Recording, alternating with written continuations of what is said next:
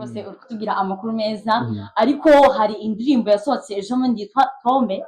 nigeze izamo ikirango cya 1:55 AM ntabwo kigeze kizamo byateye umudugararo imivugo myinshi cyane ati elementi bamirukanye elementi byayenze bite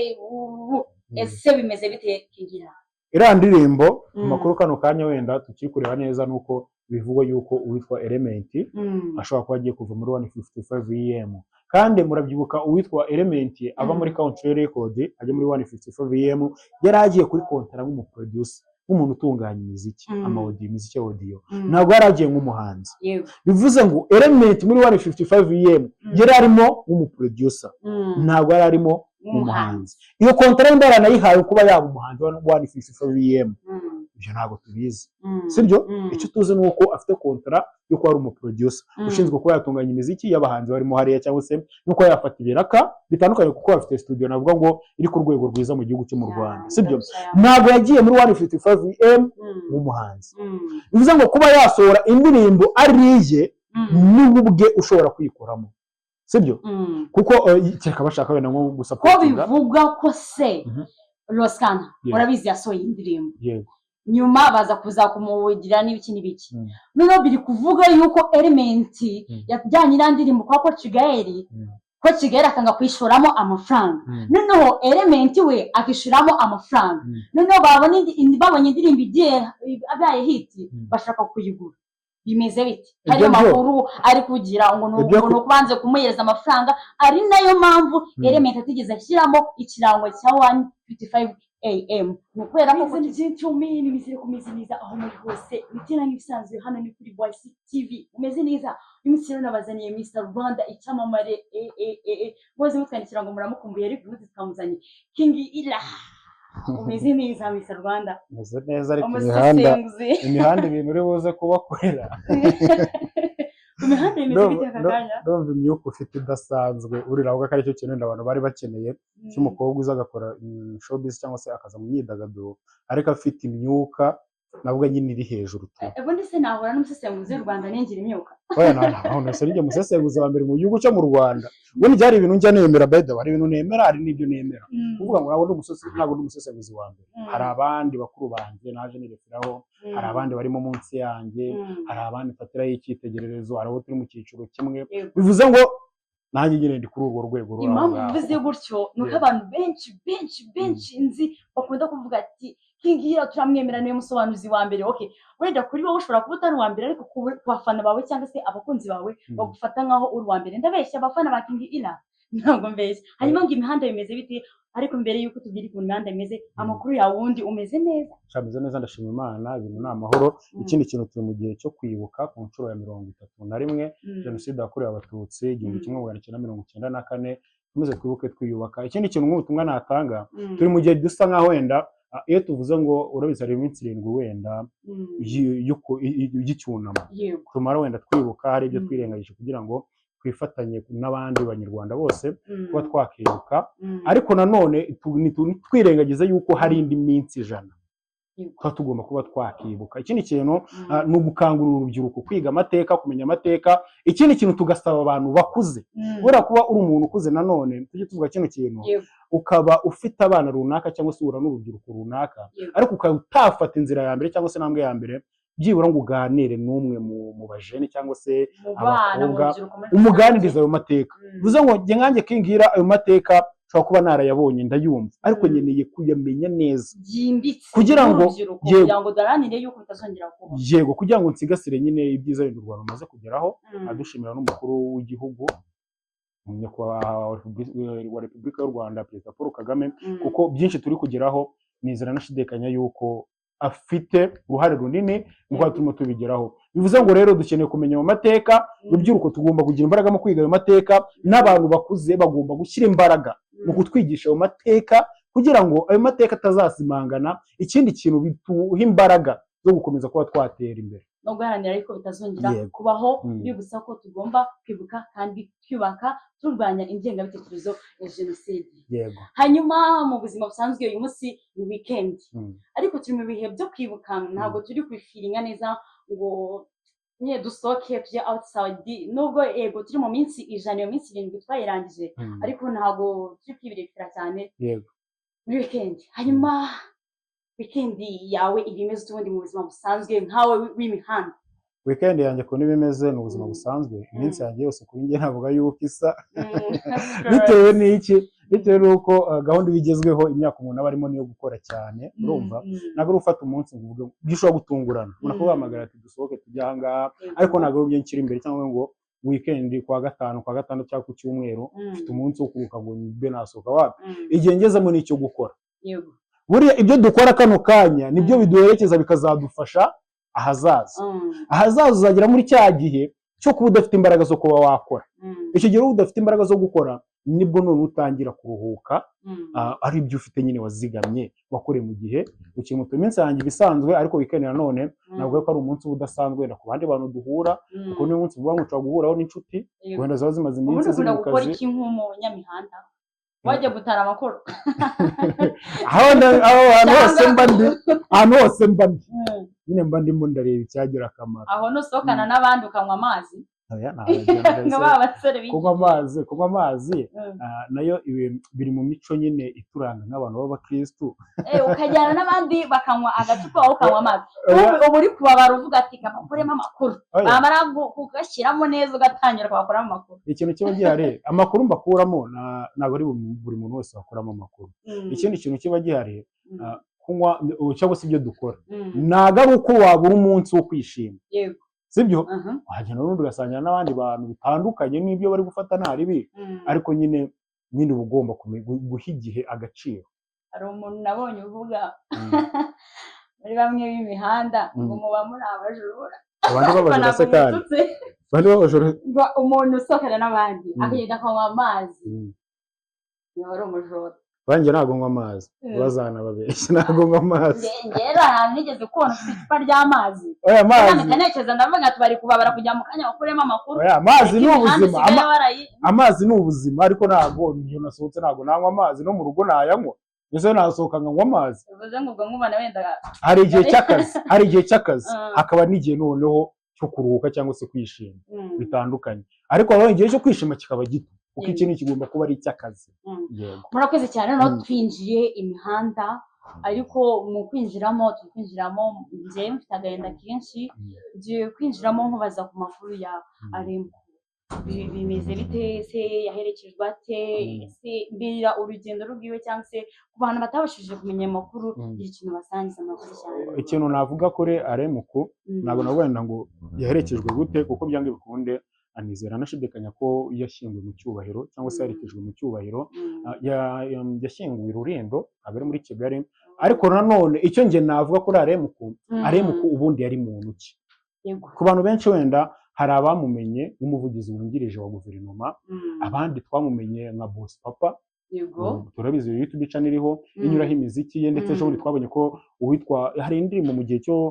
cyo kwamamaza umukuru w'igihugu uwitwa bamwitane Dr Claude afite indirimbo yaje akorera noneho icyo nakwita yaje asubiramo ariko ayisuramo mu mujyi wo kwamamaza umukandida wa FPR Inkotanyi kugira ngo nyine kugira ngo agire uruhare rwe mu kugira gute muri campaign yarimo iraba bivuze ngo niriya ndirimbo ubwayo yanyuze kuri iyo YouTube channel yitwa Boss Papa n'ubundi ya Aremko noneho mu kijyanye n'imyidagaduro abantu benshi bari bamuzi nka Aremko urarinda nubwo nabonye hayi ngo nare Bimukura arinda uri bari Bertrand bari ndetse mbyuka neza ko naje kwisoma ariko nanone ni inshuti y'urubyiruko ndetse n'abantu benshi kuba none bamumenye ari umuvugizi wungirije wa guverinoma wenda bavuga ati ni umuntu muri politike ari mu gisata cya politike ariko none tutirengagije yuko umuntu witwa Aremko ari umuntu na nyuma ya politike ari umuntu urubyiruko rwishimiraga ndetse agiraga uruhare rukomeye cyane mu bijyanye n'imyidagaduro Aremko niwe afite indirimbo yakoreye ikipe y'Amavubi afite indirimbo yakoreye Rayon Sport afite indirimbo yakoreye Kiyovu Sport ndetse n'umuhanzi afite indirimbo za Noheli abonane nyinshi ngira ngo ziri hanze bivuze ngo yari umuhanzi yari inshuti y'urubyiruko yari umuntu ukunda siporo ndetse nanone n'icyo gisate cya politike akaba kirimo ariko nanone ikintu cyagaragaraga yari umuntu uri muri politike ariko nanone anasapotinga abantu bari mu myidagaduro kuko nujya kureba usanga wenda abantu bashobora kumva ngo wakunze kuvuga ngo sipotinze urubyiruko ariko hari umuntu uri ahantu runaka wenda ufite akazi kenshi cyangwa se ufite izindi mbogamizi zituma ataza online cyane akaba atazi urwo rubyiruko yasapotinze mu banyarwanda n'indi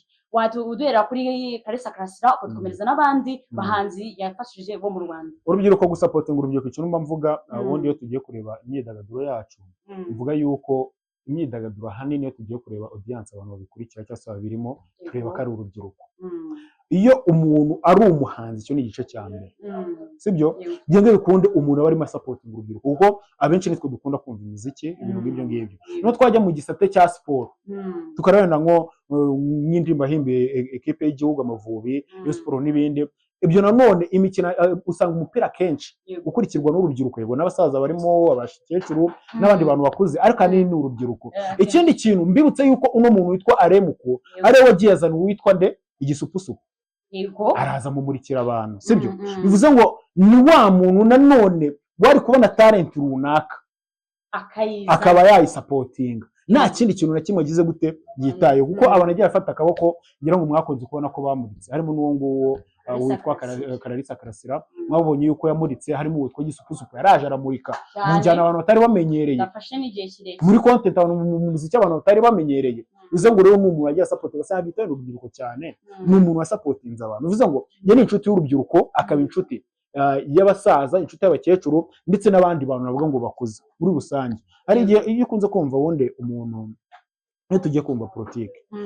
mu gisate cya politike usanga nk'umuntu uri muri politike akenshi kumubwira wenda ibintu bijyanye n'imyidagaduro ni gato ashobora kuza agasapotinga bikarangira kumubwira ibindi bintu bitandukanye yaza agasapotinga bikarangira bivuze ngo nabe yabyinjiramo neza bitewe n'uko umwanya we n'umutima we yabihariye politike ariko uwitwa Aremuko ari ikijyanye na politike yagikoze neza kuko mwakunze kubona ibiganiro yakoraga n'umuntu witwa Mutesi Scovia ariko none no mu gisate cy'imyidagaduro akaba arimo neza ndetse n'umujyana no kuramo mu video yakwirakwiye kuri social media ku bantu bamuherekeje uraza gusanga harimo abantu benshi tuzi muri runo ruganda rwacu rw'imyidagaduro harimo abitwa ba KNC Bandimbati abantu benshi batandukanye bivuze ngo ni umuntu abantu bishimiraga bivuze ngo twari kubona ari umuntu wenda warekejwe n'abantu wenda b'abanyapolitiki cyangwa se na famille n'ibindi ariko twabonye yuko hari n'igisate cy'imyidagaduro bagiye kugira gute gufata mu mugongo famille ye. Ikintu navuga kuri Aremuko Imana imutuza heza imwishimire iri ibyo yakoreye u Rwanda ndetse n'urubyiruko muri rusange n'imyidagaduro yacu muri rusange Imana ibimuheremo umugisha. Iyo mvuze umugisha yego wenda umuntu amaze kwitahira bivuze ngo aruhukire mu mahoro kandi mpamya nashidekanya yuko nimba umuntu hari ibyo natwe ubwacu twasigaye tumushima cyangwa se tumuvuga neza hari tubona ntacyo atakoreye sosiyete muri rusange yararemo bivuze ngo n'Imana yakamwishimiye nyine ikamutuza heza. Ikindi kintu nihanganisha abasigaye ubwo harimo famille ye inshuti ye n'abandi bantu benshi bagize gute batandukanye. Ikintu nkunda kuvuga nk'ubu nge sinagira amahirwe wenda kuba nahura na Aremuko tuganire neza birambuye hari abantu benshi rwose nge mvuga ngo ubundi ushobora kumbaza ati King Era ikintu mu buzima ubona utazagarura ni igiki nk'ubu ngo wazana Jay Polly nkamukora mu kiganza ibintu bye byarambabaje ko umuntu witwa Jay Polly yaritabye Imana narahura nawe ngo tuganire bivuze ngo rero wenda ni ikintu cyaje mu gucya ariko nawe twakanganisha famille ya Aremuko ni ukuri mwihangane kandi Imana imwakire mubayo. Murakoze cyane kutubwira ku makuru ya Aremuko ndumva abantu basubije cyane. Hanyuma se andi makuru ari imihanda ngo bimeze bite Yamano na Marina bigeze Yamano na Marina buri ugiye kureba rero iyo uvuga bya Yamano na Marina sinarabiga ko cyangwa cyane usanga umwe ari gukora umuziki w'umuntu mukuru amaze kugera hagera ngo ndavuga ku ruhande rwa Marina kano kanya ni umurigenda ariko nawe ntabwo twamwita ngo umurigenda cyane kuko yazimye mu gihe gito yaramaze aho Yamano no abo mumanuye hasi cyane oya ntabwo mumanuye hasi cyane turagenda turebere hamwe buri kimwe cyose cyose witwa Marina ni umuntu wakoze agira ku rwego rushimishije ugiye cyo mu Rwanda ndetse byamutsa n'imipaka yego ntabwo namushimira yuko yazimye mu gihe gito kuko turabaza abantu benshi batangiye umuziki kera 2010 na kano kanya bagihari ntabwo rero Marina waje ejo bundi imyaka ingahe yabacecetse kano kanya utuze ngo tumushimire ngo yakoze neza bizo ngo igihe yari ahari umuvuduko waragaragaye yarakora neza ibintu birapushinga bigira kure ubu uvuze ko nk'umusesenguzi wa showbiz Marina yarazimye Marina yasubiye inyuma yarazimye ntabwo twanyitinya kubivuga kuko nimba akora music kandi ashobora gusohora umuziki nurebwe nkuko mu myaka ya mbere yagendaga bivuze ngo witwa Marina yarazimye kandi tubona umuntu witwa Bruce Melody abizi igihe yaziye kandi kanya aracyari trend uwitwa The Ben mu igihe yaziye kandi kanya aracyari trend sibyo Yesu Marina ari kubura bivuze ngo nyine nawe twibuke yuko ibihe byose bitahora bimeze kimwe gusa abanyarwanda muri rusange bakunze kuvuga ngo nabanebwe ese hari n'umuhanzi wigeze gukora interview kwa Eminem sindi mu mentioning aravuga ati runaka n'umunebwe aho wenda wo kwitamarira ko cyangwa se kuvuga ko yazimyawe ni wavuga wenda ko yanebwemo oya uco nashatse kuvuga ubundi kugira ngo ibintu bye bituma gihe cyari bigere kure bigusaba gukora cyane uhozaho hari ikintu abantu benshi bibeshye buriya ushobora kuza ugasohora nk'indirimbo imwe cyangwa se nka filime runaka ukamara nk'umwaka utarashyira indi hanze bivuze ngo cya gihe ufashe umwanya wo kubaka ariko numara umwaka utarashyira ikindi gihangano hanze ukongera ukaza ugashyira ikindi hanze nyuma y'umwaka none urakiwubaka ntabwo uri kuzamura kuri bya bindi wagezeho bivuze ngo ukeneye gukora ugahozaho bivuze ngo Marina bitewe n'igihe yaze ni umulegend umuntu ageze ku bintu rwera navuga ngo ku rwego rurenze muri music uwitwa Yamano navuga ko nawe wenda ni umuntu urimo arazamuka ubu ngubu ubwo turi kubona murika wenda arimo aragenda avugwa cyangwa se yitabwaho cyane ndetse n'umwe mu bahanga gikano kanya nafata umwanya nkashimwa wani kabisa uri gukora nibyo kubona uwitwa Yamano asohora indirimbo arodiyo ikuzuza views miliyoni 3 bivuze ngo umuntu aba afite tekinike neza yo kugira gute yo gucururizamo imiziki urumva Marina we umutima afite no gukora ibintu bisukuye kuko nk'umunyamuziki yego ubu ntago ahikeneye hiti ko bakunze bari kuvuga ati naga twiko nk'umusesenguzi urabona ibya Marina na Yamano ari agatwiko cyangwa se urabona koko ari byo atari plan ikintu kijyanye n'agatwiko buriya mujya gusesengura ikintu kijyanye n'agatwiko sibyo agatwiko kaza mu gihe kingana gute agatwiko twakunze kumva indirimbo z'abantu benshi ngo zasiga ariko zikahita zigarukaho icyo gihe aba ari agatwiko ko kugira ngo cyagihangano mu kigarureho nimumara kukigaruraho mugire gute mu gipushinga kigere kure sibyo ariko nanone ntabwo bambwira ngo indirimbo igiye kuzuza ukwezi isibwe ubwere yuko ari prank yaba ari prank mu gihe babikoze barimo bashutinga video bakazasora no video aho kugira ngo gire gute basohore audio bwa kabiri bivuze ngo bino bintu ntago ari agatwiko ndetse nabwo bakishima kujya gutwikana nyine ngo uze mu gatwiko n'umuntu ase kuri Instagram cyangwa se kuri social media azize yarikaho ngo runaka ni se kibi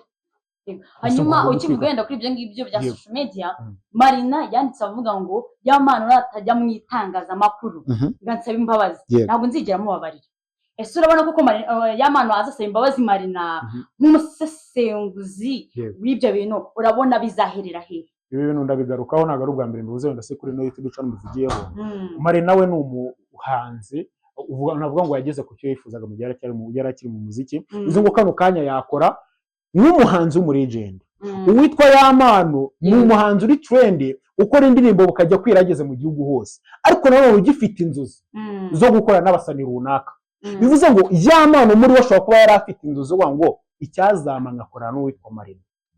kandi ibyo mwarabibonye yego ndetse no mu majwi agiye agaragara mwarabyumvishe wari afite inzozi zo gukora n'umuntu witwa Marina ti Marina kuri queen ndakoye n'ibyo kadukorane projet bivuze inzozi we yari afite nizo gukorana n'umuntu witwa Marina ntabwo yari afite inzozi zo kuba yacuruza sibyo ntabwo music aragiye gukora ariyo gucuruza cyane wenda ngo irapushinga kuko akeneye music icuruza ntabwo yagana Marina yagana Rene Sano cyangwa se Ariel Wezi bano bakobwa bari trend mu Rwanda kano kanya ntabwo Marina ari trend bivuze ngo Yamano ikintu yari ategetinze n'ukorana n'umuntu w'inzozi ze ibyo nugira ngo biratandukanye bivuze ngo kuba indirimbo bahise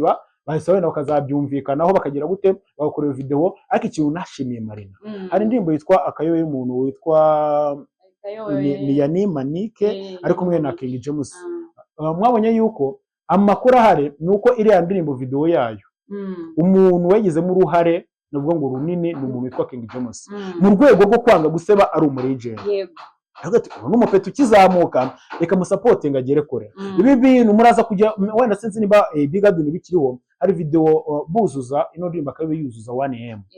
yanditse kuri Aje aravuga ngo mwiselebre no 1M mukindi mideni mutaranyishyura bivuze ngo ni ya video bari bataramwishyura bino bintu byarapfukiranywe byangaye ko nubwo yahise yishyura bivuze ngo uwitwa King James yanze igisebo bakoranye n'umupeti ukizamuka nta kintu musapotinzemo nyine ukabona ko ari ibintu biri aho ngaho ariko nanone igihe ndumva utaga ya Marina buri wese agira principe ze, agira uko abigenderaho. Yego King James yanga guseba ariko wenda Marina yasebye yumva ari byiza nibyo yumuneza. Marina ari ikintu mu hano atasobanukiwe, sibyo niko tujye tubwisha niko tuvuga ukuri. Hari ikintu atasobanukiwe kuri collab yarafitanye n'umuntu witwa Yamano bakoranye collab kuko yari azi ko ari gukorana n'umuri agent wenda banashobora bati kugeza ku rwego rwiza rwo gukorana na Marina kuva ibintu biri fresh. Ariko Marina ikintu yibeshya atamenye ni iki ngiki, nuko yari ahuye n'umupeto ukizamuka wari ugiye kumusiga hit. Kano kanyu bivuze ngo uko kuri guhari nimba Marina ashobora gukora indirimbo n'umuntu witwa Kibenda, sibyo? Yego. Kano kanyu kajya kuri platform ugasanga kuri YouTube ifite views, kano kanya niruzuza ngira ngo n'ibihumbi 100. Kandi yakoranye n'umustar wo muri Uganda. Ariko Marina nyuma yaje arabivuga, aravuga ati habayemo imbogamizi zinshi zigiye zitandukanye, nawe ko yitegaga ira video na audio siko byaje, ari nabyo byamuciye intege. Wibuke ko ariyo ndirimbo aheruka gusohora, ni iriya yakoranye n'aba Afrika. Bivuze ngo nyuma basohoye indi ndirimbo imwe, bivuze ngo iriya ndirimbo niyo yamuciye intege. Indirimbo zitaba trend ikintu cyo gusobanura ni iki ngiki. Marina ni umuri agent, afite imiziki myinshi yasohora, ariko ntabwo ari kurebwa ku rwego umuntu nka Marina yakabaye ari kurebwaho. Ariko kano kanya uwitwa Yamano, katuvuge ko ari umupeto uri muraza kano kanya, Yamano ni umuhanzi mwiza uri murazamuka, haba mu myandikire, mu kuririmba, mu gucuranga. Yamano ni umwe mu bantu koko bafite impano, akaba ari na trend mu gihugu cyo mu Rwanda. Bivuze ngo uwitwa Marina ashobora gusohora indirimbo kano kanya ikagera ikawekejya wenda nka views nk'ibihumbi 100 wenda. Ni indirimbo imwe indirimbo zose, indirimbo yakoze igaferinga nira ya Kibenda izazereye byibura kano kanya ngo ziracyari mu mutwe w'Abanyarwanda biziye. Icyo nicyo tureberaho tandukanya. Kano kanya uwitwa Yamara yamarasohora indirimbo arodiyo, urumva ikagira miliyoni 3. When ibyo uvuga niko bimeze, ariko icyo nari mvuze nuko avuga ati uvuga ya Marina ngo King James yiganze igisonga, ariko Marina we umva Marina ikintu wenda ari gukora icyo nakuye ngo icyo atasobanukiwe ni iki ngiki. Sinzi ko na planning music ye, ariko iyo aza gusobanukirwa yuko uwitwa Yamano agiye kumusiga kuri hit afite kano kanya, kuko kano kanya umuntu ufite hit ni Yamano ntabwo ari Marina. Marina ni legend yarakoze, ntuzi n'imiziki ngo izashobora mu gihe kingana gute. Tujye kuvuga legend tuvuga umuntu uzahoraho, amateka azibukwa. Kano kanya sindamenya ngo yakoze iki, sindamenya ngo yakoze iki. Wenda yari no gukorera video ya Yamano, twazibuka yuko yakoreye Yamano video. Uko icyo kintu kano kanya ugiye no gutegura igitaramo aho gutumira Marina watumira Yamano, uko Yamano kano kanya ari trend. Rero Yamano yakoranye na Marina kuko ari umuhanzi w'inzozi ze yifuzaga kuzakorana nawe. Ariko Marina ntiyamenye yuko kuba agiye gukorana na Yamano ari umwe mu bantu bagiye kujya kumumurikira iki izina. Urumva n'ubona ibyo bintu byagize gute byapfiriye. Yego murakoze cyane. Tukira aho ngaho rero hari amakuru ari ndagira ngo n'amakuru umva nk'umusesenguzi uyatumanira imuzi tugeze umusozo nyine. Abanyarwanda bafite amasiko menshi, ndagira ngo King Ira uyabamaze. Ibya Bruce Melody na Diamond bimeze bite, biri gutacana mu matwi y'Abanyarwanda? Uyu ni Bruce Melody, navuga yuko koko ari munyakazi, sibyo? Ijya kuvuga Bruce Melody ujye wenda kwishyiramo n'icyubahiro, kuko umuntu uba warahereye hasi, urajye nubaha umuntu wahereye hasi nta kintu afite, kano kanya akaba ari uwo ari we cyangwa se akaba azagera ahagera, sibyo? Bivuze ngo Bruce Melody ni umuntu uri kwihiringa, nubwo amwe mu makorabo nawe yagiye atubeshya agenda akatuzana aba Joboy naho rango bo muri Kenya. Bivuze ngo hari muri ugiye guhitamo korabo, abanze mu Rwanda wenda bari buze kora kino kiganiro, kino kintu bagiye bakitaho. Iyo ugiye gukora music cyangwa se gukora korabo n'undi muntu, ujye wita ku muntu, ujye urebe ubundi ukeneye iki, sibyo? Ikosa Yamano yaguyemo ni yo kugira umuntu yifuza nk'inzozi ze ngo bakorane, ako niyareba icyo azamumarira, sibyo? Bruce Melody nawe yagiye atagetinga abo ba Joboy, ariko yibagirwa yuko akeneye trend, sibyo? Kuko kumbwira ngo yakoranye na Joboy kano kandi ndimi ifite views miliyoni 3 miliyoni 2 nawe ubwe yigirira ku giti cye yikoranye, naga ari umusaruro mwiza. Bivuze ngo kuba yaratagetinze umuntu witwa Diamond ni ikintu cyiza, kuba ari gukorana n'umuntu witwa Diamond ni ikintu cyerekana ubuhanga bw'umuntu witwa Coach Gael, umunyamafaranga, sibyo? Bivuze ngo nyeka yuko ari Bruce Melody wenyine ntabwo yarayaje. Ese ujye vuga wenda kuri ibyo ngibyo bya Coach Gael, ubundi Coach Gael ni manager. Abantu benshi bakunda kubyibaza, ndababarije. Ubundi Coach Gael ni manager, ni umushoramari, ashora amafaranga. Ese Kenny nyine ndagira ngo ubabwire hagati ya Kenny n'umuntu witwa n'umuntu witwa Coach okay Gael. reka Kenny tumureke ahubwo tuvuge kuri Coach Gael. Coach Gael ni manager wa Bruce Melody cyangwa se we ashora amafaranga? Mbere yuko tumenya Kenny kamugaruka n'ubwo bamwe ngo tumureke twanje kumenya Coach Gael.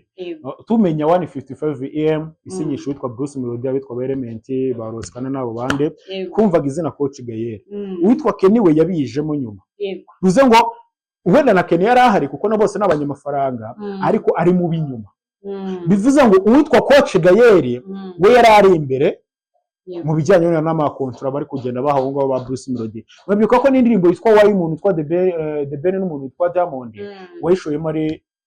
Coach Gael. Bivuze ngo n'ubundi Coach Gael muri music arimo. Bivuze ngo rero ni yaba ni manager kindi yaba ari we nyiriri ya Rebo 155 EM wenda usimakanye ko Ken atarimo. Ken arimo. Ariko mbere yo kumenya Ken twabanje kumenya Coach Gael. Kandi ibyo ngibyo nta nubwo ari ikintu cya danger. Nimba umuntu azagashora management ya noza wende tuvuga ngo kano kanya Bruce Melody ari muri Rebo. Sibyo? Iyo uvuze manager, nshobora kubera umuntu manager. Ako na Rebo ngira. Birashoboka. Maze mwa ninje ndashora amafaranga bigera uko nuko ako na Rebo ngira. Hakaza no kuba umuntu ari muri Rebo. Bivuze ngo Bruce Melody ari muri Rebo 155 EM. Sibyo? Rero umuntu uhagarariye Rebo cyangwa se nyiri Rebo ni umuntu witwa Coach Gael na Kenny. Katubifata uko nguko na Kenny arimo. Bivuze ngo nibo bashora amafaranga mu bikorwa by'umuntu witwa Bruce Melody bikagira inyungu bibyara ukagira uko babibarana. Bivuze ngo ni manager wa Bruce Melody. Ese buriya ubundi njye ukuntu mba mbyumva sinzi nkaho umusesenguzi yenda baratubwira mba numva wenda nka buri muhanzi agiye agira management bwe ku giti cyiwe aribwo ibintu byose byazamuka. Urugero Kensor afite management ye umuntu mu managinga, Element afite umuntu mu managinga, Bruce Melody afite umuntu mu managinga. Nabyo kuvuga ngo nyine manager ni umuntu umwe. Urumva ko ubu byumva ute umusesenguzi urumva ko bimeze aho ngaho ntabwo byari igitekerezo kizima kuko ubundi Coach Gael ni umunyamafaranga, ni umuntu umwe mu bakire twubaha mu gihugu cyo mu Rwanda bijyanye n'imyidagaduro, ni umuntu wazanye agatubutse agashyira mu kijyanye na music. Nyuma yuko byavuga yuko undi mu manager wazanye amafaranga ariko kano kanya karimo bimushoberera buri munsi muri Amerika ari umuntu witwa Bad Drama. Coach Gael yazanye amafaranga mu ruganda rw'imyidagaduro cyangwa se muri music we ashinga Rebo. Sibyo? Bivuze ngo mu gihe rero ubushobozi bwo gufata abo bahanzi bose buhari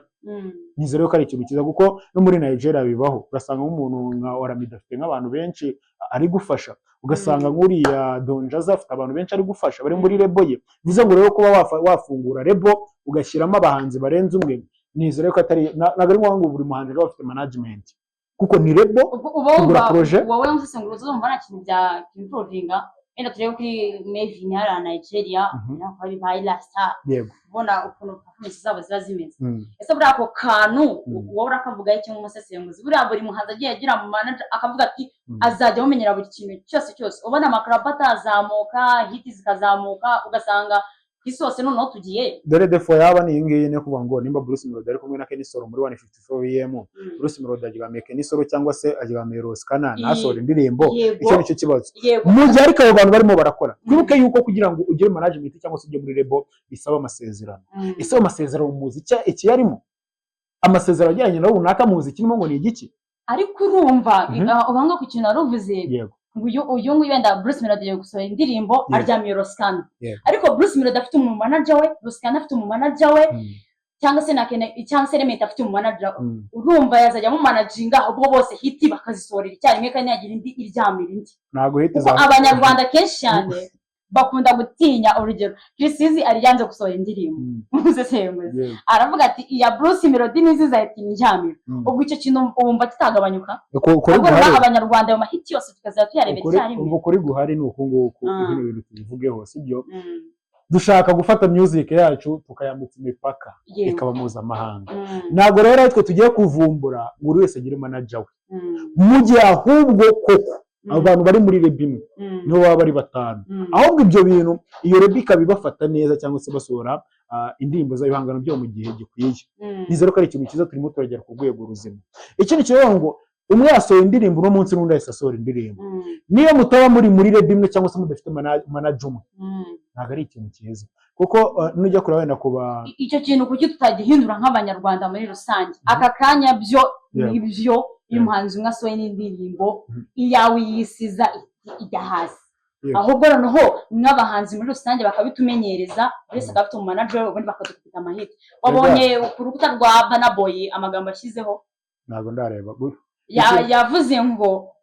umuhanzi asigaye abona indirimbo ije ku rutonde mu ndirimbo zikunzwe muri Afurika ngagahita saranga ngagahita yirara ibiki ariko ibaze noneho wenda nk'abanyarwanda twese tuza kuri urwo rubuga ikintu byari ni iki ngiki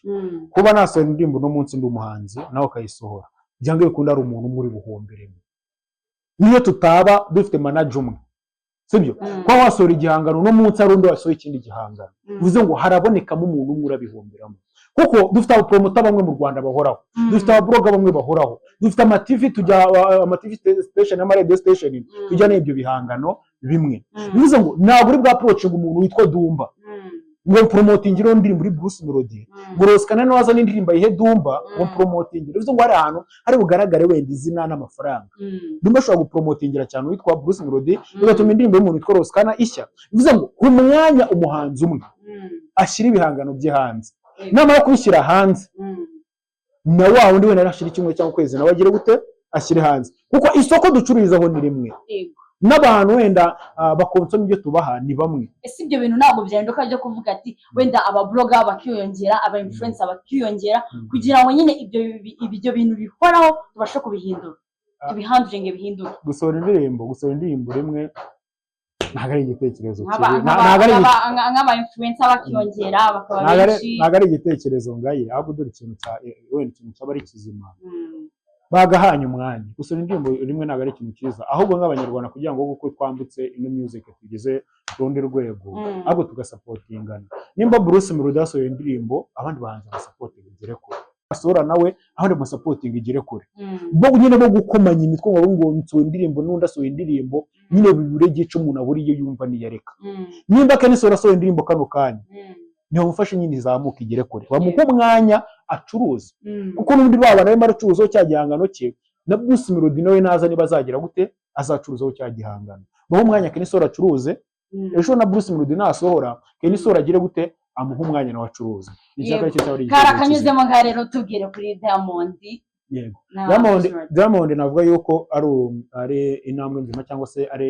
ari ikintu cyiza uwitwa Bruce Melody yaba yaritekereje nyuma yuko yisimbukuruje akajya muri Nigeria kuri abahanzi bakora n'abanyanigeria muri Mustazga bivuze ngo kuba Bruce Melody yari approachinze Burna Boy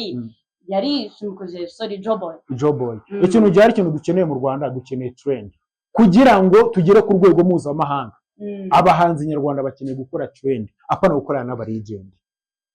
sibyo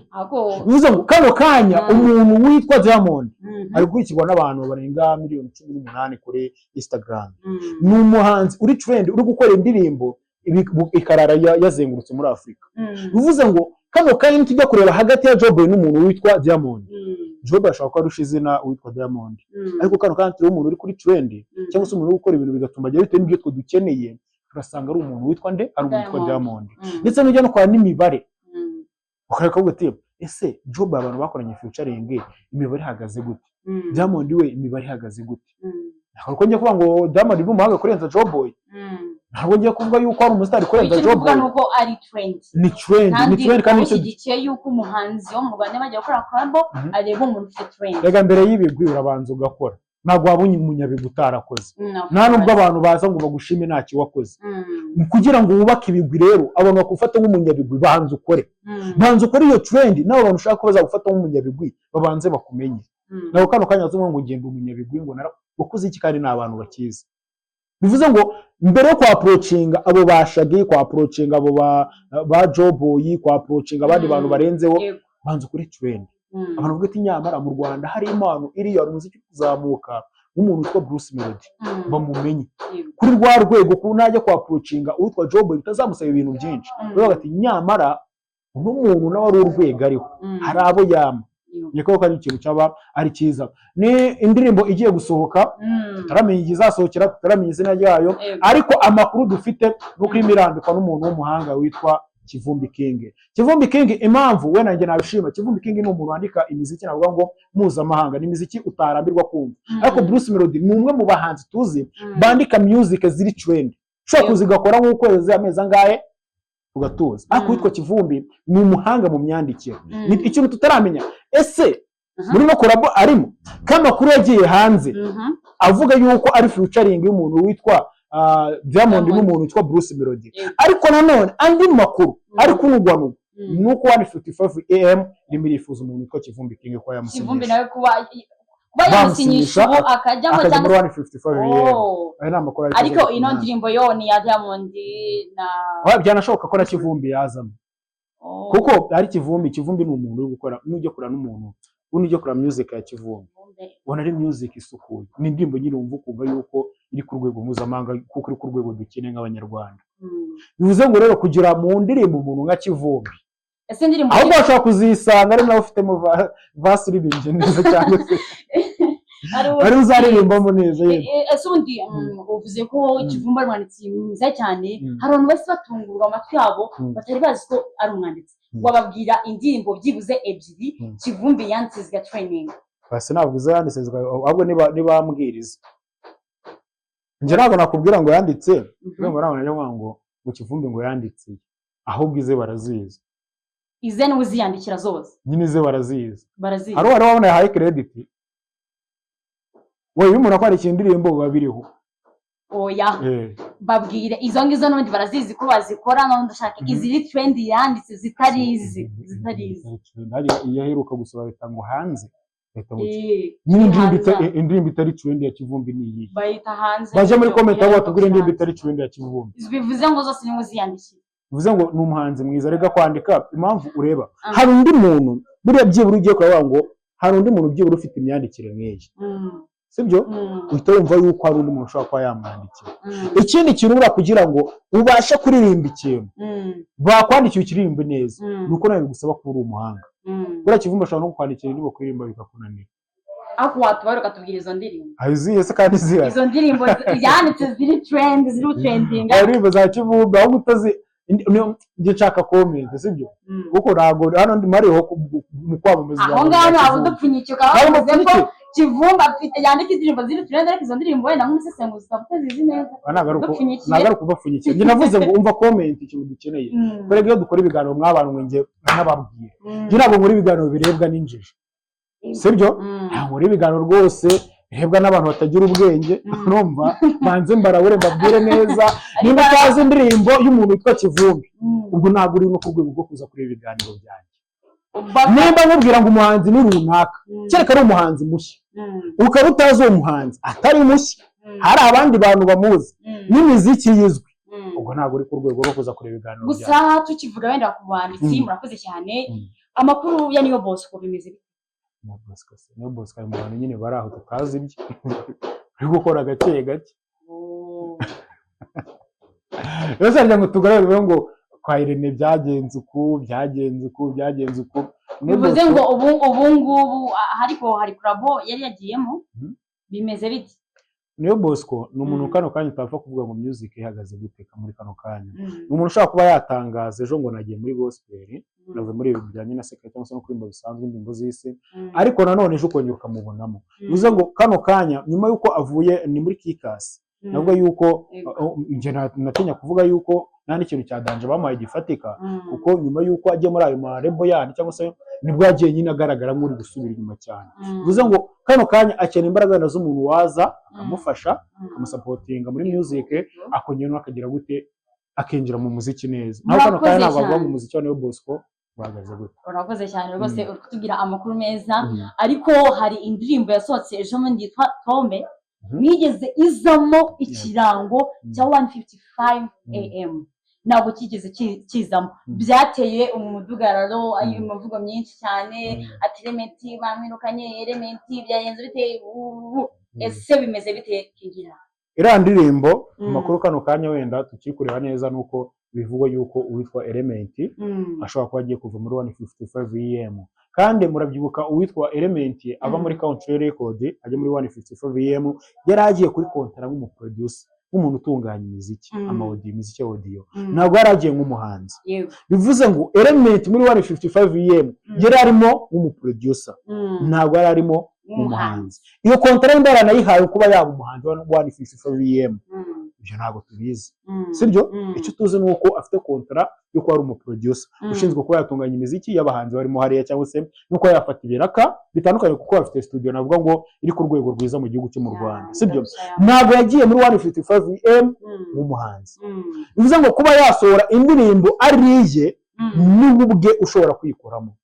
sibyo kuko cyeka bashaka wenda nko gusapotinga ko bivuga ko se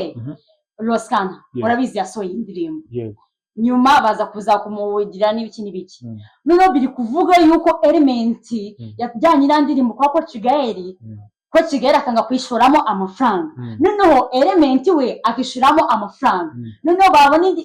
indirimbo igiye abaye hit bashaka kuyigura bimeze biti hari makuru ari kugira ngo no kubanze kumuhereza amafaranga ari nayo mpamvu Element atigeze ashyiramo ikirango cya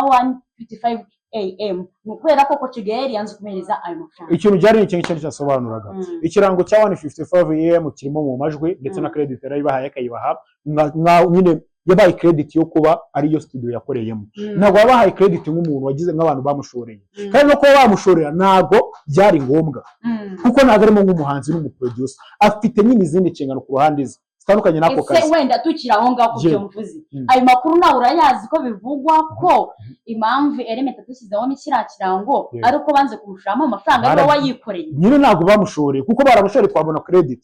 kandi cyo mubwira ntabwo bari gushora mu muziki akaba namwuka uri kutatana bavuga yuko ahubwo ariyo mpamvu ashaka kuva muri 155 kontara irarangira kontara kubirangira irarangira sibyo kontara afite ntabwo ari ubuzima bwose kontara afite yarangira wenda akaba yasinya indi cyane yuko wenda twabonye witwa Prince Kizi wamuje inyuma kano kanya yamaze kwidekarara afite studio ye yitwa Hybrid bize ngo numwe mu bapeti bahagaze neza wa producer bize ngo wone Element ko yareba urwo rugero cyangwa se ko yareba aho Prince Kizi ari kujya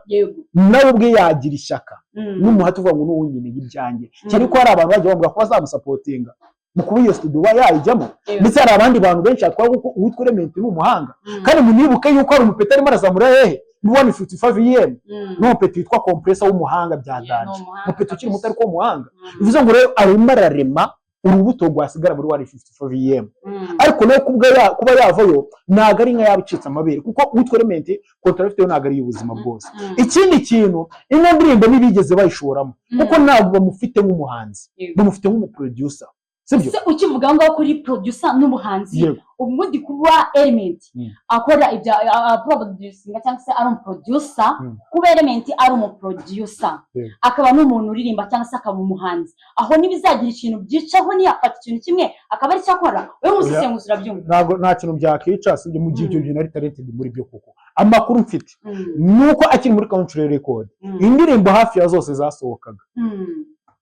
yabaga afite uruhare mu kubagira gute yazandika ndetse no kwa ya baking kugira ngo abahanzi bari kubyumva bivuze ngo Element ni umuhanga mu buryo bw'imyandikire akaba n'umuhanga mu buryo bw'imiririmbire ndetse n'ikindi kintu cyagaragaye sibyo ejo twabonye umuntu witwa Bruce Melody apostinga ngo azazana ngo Grammy Award mu Rwanda ahubwo nibaho umwanya witwa Element agenda yituzanira kuko Element ko afite icyizere ndetse n'ubushake bwo kuyizana ndimo ndavuga ngo baduha umwanya witwa Element ayituzanira kuko ni umwe mu bantu ubona yuko bafite ishyaka n'umuhati uko bayagera kure urabyuka muri Trust Award yabereye muri Tanzania witwa Element ajyanye n'uwitwa The Ben Bruce Melody agenda ukwe bivuze ngo byagaragaje umwuka mubi cyangwa se umwuka utari mwiza uri muri 155em kuko byagakwiye kuba baragendanye nk'abantu baturutse muri rebo imwe nk'abantu bagiye gushyigikira rebo yabo ariko ntabwo baratatanye ariko ubona yuko uwitwa Element arimo arashakisha nyine connection n'abandi bantu bivuze ngo ni umwe mu bantu bafite ishyaka ryo kubagira gute bakora ikindi ni umuhanzi mwiza akaba n'umuproducer mwiza tuzi yuko no muri Amerika ubwabyo harimo abantu bica abaproducer bagiye bakora n'ubuhanzi ugasanga abaproducer akora n'abahanzi batunganya imiziki ariko n'abahanzi kandi bakagera kure bivuze ngo rero mu gihe ibyo bintu byose ari talented muri byo ndetse nta kimwe kuko ntabwo bamukeneraho wenda iyo serivisi mu gihe mwahuje ibiciro cyangwa se n'umwanya wo gukorera indirimbo wenda ukivuga ngo ari talented hari ibintu abahanzi benshi bakunda kuvuga ariko by'umwihariko y'amano niwe waje noneho abishyira ku mugaragaro aravuga ngo Element ni umunebwe impamvu ari umunebwe agukorera indirimbo akayisikamira akayimarana amezi 6 akareka abandi banzi bagakora amahiti iyawe akayisohora nyuma igahita inazima. Ese koko ibyo bintu nibyo? Nta munebwe ujya ugera kure icyo cyo umuntu akibeshya mutanakibeshya kuko Mpano sinzi impamvu yabivuze. Ushobora kubona atumvikana n'umuntu witwa Element. Abantu nje kuvugira Element ntituziranye ngo ndamuvugira, ariko nanjye ndi umwe mu bantu ari ibintu biri mu myidagaduro turebe muri country record uwitwa Element yakoze amahita angana gute. Uwitwa Element indirimbo zasohokaga mu Rwanda ziturutse iwe zabaga zingana gute. Bivuze ngo byamusabye imbaraga zo kuba yakora. Sorry gato yenda nsi nkukunyura mu ijambo bitewe nawe uri kuganisha impamvu yavuze gutyo yavuze ko Element we areba abantu bari closer friends abantu bajyana muri gym bajyana kuri piscine koga akabari akorera indirimbo ahereza mu mwanya ariko babandi bari hasi nk'abana ndetse n'abandi cyangwa se bakiri kuzamuka akabasikamira akaba ariyo mpamvu niyo mpamvu nyine yamwise umunebwe cyangwa se umuntu utazi akazi nuko ahereza ibintu abantu bahorana ahubwo abari hasi akabihorera kandi abari hasi nabo batanga amafaranga kandi bafite imana. Ikintu gihari wenda ukuntu aba yumvikanye yego kuko ntabwo Element twakamushimira ariko nanone biterwa n'ikintu wumvikanye n'umuntu ugiye gukorera indirimbo. Ikindi kintu kuba bavuga ngo icyo cyene wabo n'abantu mwe mukaza kutugora mujye muri sinema y'Abahindi urumva umuhinde kina filime yasaza akazana umwana we urumva umwana yasaza akazana umwuzukuru bivuze ngo nyine aha serivisi w'abantu bari close kuri we. Ese nk'umusesenguzi birakwiye kuko umuhanzi cyangwa se umuproducer nka Element ahereza umwanya abo bari kumwe kandi mu by'ukuri abagomba gukorera abantu benshi saba agomba wese itegeko ariko muri rusange nyine nka business nko Yamana bivuga yari yizeye yari yemeye ubuhanga n'ubuhangange bw'umuntu witwa Element mu kujyana gukora music kuko ntago nizera yuko wabuzi kuzamushyira indirimbo akayitinana agakorera abandi nkumve nyine urishimye wayishyira abandi bamuriro barakora aba Prince Kizi barakora abandi barakora bivuze ubona ko atazaguha service nzima wayishyira ahandi kuba rero uyimushyira ukemera akayitindana nuko uzi ubuhanga bwe hari icyo umukeneyeho sibyo bivuze ngo ntago ari ikintu cyiza twagashima umuntu witwa Element ariko no kumwita umunebwe si umunebwe kuko nimba akorera nabo bantu kuko bari kuboze kuri we mbese si abahanzi buriho barasohora indirimbo nabo urumva ariko arimo arakora nyine ntago ari umunebwe nimwita umunebwe kuko ataguhaye service wifuzaga hari serivisi nyine ataguha ariko hari abandi yazihaye. Yego murakoze cyane King-Ira noneho ni icyo kintu cyangwa se ni yahe makuru nk'umusesenguzi no ushaka kubwira abanyarwanda ariko njye nigeze nkubaza cyangwa se nigeze nkubwira amakuru koko mwakabyara mwe bamenye tugana ku musozo amakuru mwakabyara mwe ndumva amakuru avuga na rusi inkuru zihari zishyushye nizo twa Diamond n'utwo Bruce Melody bivuze ngo amakuru nako bajije nayo ngana cy'ikirenza bone dore kuntu urwo isigaye imeze se yabaye nk'umudugudu sibyo dushimira leta yacu kuba ibasha kuba iduha internet ariko gutaba internet bivuze ko na perezida w'u Burundi internet byamuje abatutari ikintu kimwe ariko namba mu Rwanda byonyine n'umuntu wibereye mu na internet abasha kwikurikira neza kandi telefone zino za ni ikintu twashimira leta bivuze ngo amakuru araza akavuga akagenda bitabatungura ejo mbazaniye andi atandukanye nayo bivuze ngo isebe nk'umudugudu amakuru araza akirukanka akahita haza ndetse ikindi kintu rubyiruko bantu mukoresha imbuga nkoranyambaga n'abandi bantu batandukanye muri rusange mureke dushyira imbaraga mu kuba twavuga ibyiza by'igihugu cyacu. Birababaje biteye n'agahinda kubona umuntu uri muri Amerika na hehe umaze imyaka irenga 30 adakanagira mu gihugu cyo mu Rwanda ari kwicara kuri kamera agasega igihugu cy'u Rwanda atakizi nyine akavuga ibintu atazi bacumugana mu Kinyarwanda ngo utigereye bwami ngabeshywa byinshi ngira ngo nimba nkuvuze neza simbizi mu mbabarire bivuze ngo rero nimureke dushyira imbaraga mu kuvuga ibyiza by'igihugu cyacu kuko twe turabizi hano za Nyamirambo mu myaka yashize waratambukaga bakagucatura amasakoshi amafore n'ibiki ariko ibi byose byarakemutse ntabwo bigihari kubera iki nabonye ejo bundi umuvugizi wa REB avuga ngo iyo tugeze mu gihe wenda cy'ibibazo n'ejo hashize yarabivuze muri bino bihe byo kwibuka mu minsi 100 iminsi yararangiye ariko yarabivuze agaya abastari ababwira ngo muraza mugakora mu byiza tukababona mukigaragaza mu mahoro hizo excellence Paul Kagame aba yashakiye mukaza mukidagadura ibintu byose ariko byagera mu bibazo igihugu kikababura muri bivuze ngo nyine dushyira imbaraga mu kuba twasapotinga igihugu mu bijyanye no kugaragaza ibyiza, nicyo kintu dukeneye. Platform zanyu kuba muzifite zikora neza, muzi ibyo nyakubahwa perezida wa repubulika y'u Rwanda Paul Kagame atugezaho, ndetse biragoye kuba ufite IG irebwa cyane, ufite social media zitandukanye, ukaba utanashyiraho na post byibura n'imwe ivuga igihugu cyawe uko kiri. Mureke tubwire amahanga igihugu cyacu uko kimeze, bukuza ngo baduhimbire amateka, batuvugire ibintu nyine biri aho ngaho. Shimwe mu witwa DJ Brian wazanye campaign yitwa Ntituzemera ko igihe igihugu cyacu kigambanirwa, ntituzemera ko badusibye duhari, n'ibindi bintu byinshi cyane bibi baza kuvuga ku gihugu cyacu cy'u Rwanda. DJ Brian ndamushimiye. Murakoze cyane. DJ King Ira. Nishimiye ko bararamba. Nawe wakoze. Rero ni kina nk'ibisanzwe hano mbibutsa ko ari kuri YC TV. Wibuke gukora subscribe, share, usharing inshuti zawe kugira ngo bino biganiro by'usisemu bizajya bibacika, ndetse n'ibindi biganiro byinshi bigiye bitandukanye tunyuza kuri YC TV. Niba udakunda showbiz, ukagikunda imipira, ukabukunda amafilm, mbese buri kintu cyose ukunda hano kuri YC TV tubinyuzaho, ntugacikwe. Kora share rero n'inshuti zawe kugira ngo uzacikwe. Bitina rero nk'ibisanzwe nandi kumwe na Mr. Rwanda King Ira. Bakoze cyane. Nakoze namwe.